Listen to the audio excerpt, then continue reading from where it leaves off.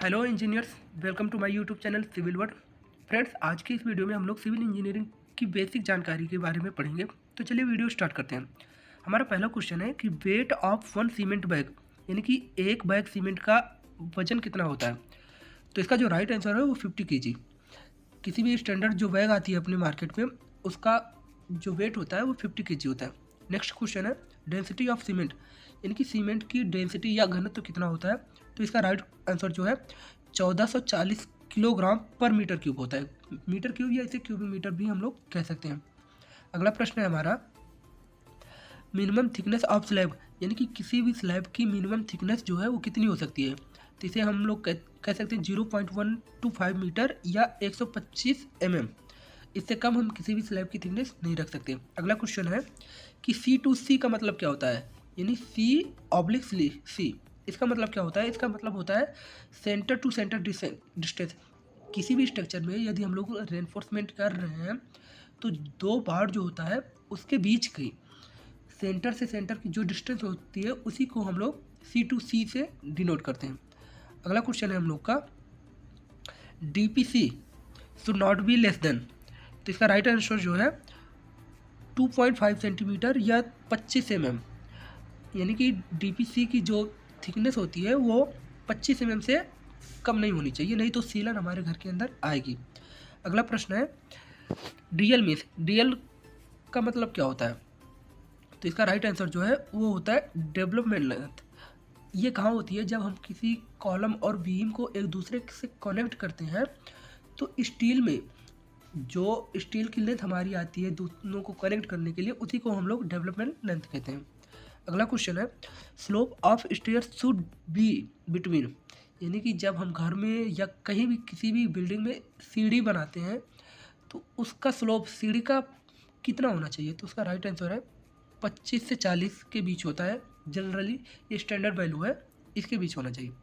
अगला क्वेश्चन है हमारा the riser in the stair in between. तो इसका राइट आंसर जो है राइजर का मतलब जो स्टेप होता है खड़ा वाला, उसकी हाइट कितनी होनी चाहिए मैक्सिमम। तो ये 150 से 200 mm के बीच होना चाहिए। और थ्रेड की बात करें तो ये 250 से 300 होना चाहिए। चलिए आगे हम लोग देखते हैं the number of brick required in पर मीटर क्यूब। मीटर क्यूब या इसे हम लोग कह सकते हैं क्यूबिक मीटर। तो एक क्यूबिक मीटर में हम लोग को कितने ब्रिक की रिक्वायरमेंट होती है। तो इसका राइट आंसर है 550 ब्रिक। एक क्यूबिक मीटर में हम लोग को 550 ईंट की ज़रूरत होती है। अगला क्वेश्चन क्या है M20 grade concrete generally use in construction slab, यानी कि जनरली कंस्ट्रक्शन में स्लैब की कंक्रीट के लिए हम लोग किस ग्रेड की कंक्रीट का यूज करते हैं। तो इसका राइट आंसर जो है M20। दोस्तों आप लोग को पता होगा M20 में M जो है वो मिक्स है और 20 क्या है, 20 जो है वो कंक्रीट की स्ट्रेंथ है 28 डेज में।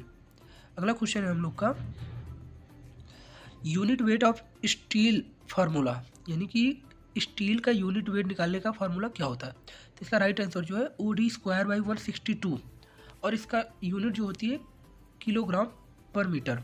अब D स्क्वायर क्या है, D स्क्वायर यहाँ पर D है डाया ऑफ स्टील, यानी कि जिस डाया की स्टील का हम लोगों को यूनिट वेट निकालना है, D के जगह पर उसका डाया रखेंगे, स्क्वायर करके 162 से डिवाइड कर देंगे तो यूनिट वेट उसका, यानी 1 मीटर में उसका वेट कितना आएगा किलोग्राम में, इससे हम लोग फाइंड कर सकते हैं।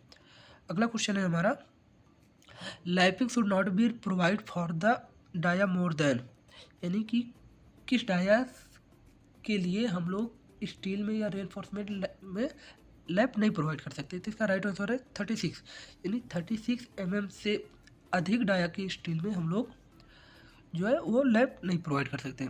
अगला क्वेश्चन है हमारा maximum free fall of concrete, यानी कि इसे अगर आसान भाषा में समझे तो कंक्रीट को पोर करने की मैक्सिमम हाइट कितनी हो सकती है। तो इसका राइट आंसर जो है स्टैंडर्ड वैल्यू 1.5 मीटर, यानी कि IS कोड के अनुसार 1.5 मीटर से अधिक हाइट से हम लोग कंक्रीट को पोर नहीं कर सकते। नेक्स्ट क्वेश्चन है कंप्रेसिव स्ट्रेंथ ऑफ ब्रिक, यानी कि ईंट की कंप्रेसिव स्ट्रेंथ कितनी होती है। तो इसका राइट आंसर है 7.5 न्यूटन पर mm²।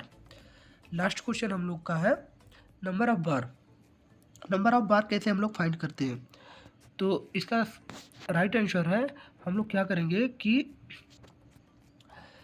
Length of opposite side, यानी कि किसी भी स्ट्रक्चर का स्लैब है या राफ्ट है, फाउंडेशन है, जो भी है, उसमें अपोजिट साइड में टोटल लेंथ क्या है, अपोजिट साइड में लेंथ ऑफ अपोजिट साइड, और सेंटर टू सेंटर स्टील की डिस्टेंस क्या है, उससे डिवाइड करेंगे, प्लस में 1 कर देंगे। ये पहला पार्ट था हम लोग का बेसिक जानकारी का।